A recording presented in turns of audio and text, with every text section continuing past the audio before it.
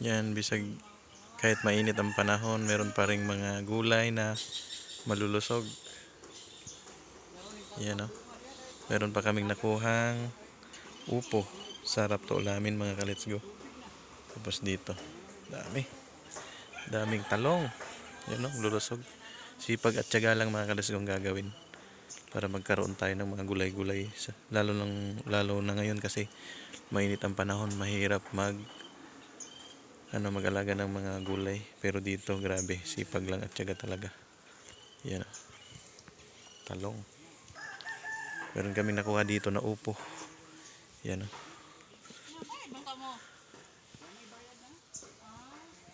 Tapos dito, nandito pala kami mga kalesgo sa Tinubdan.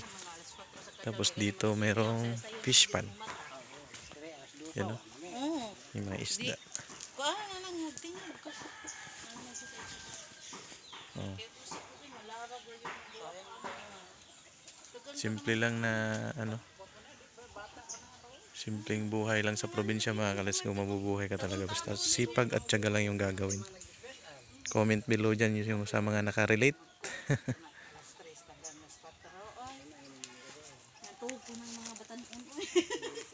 Kami gani mang mata may alas 6 naman gani. Ayun dogay po. Si papa na ako kay alas 12 nagkuan. Mumatan. Alas 2 alas 3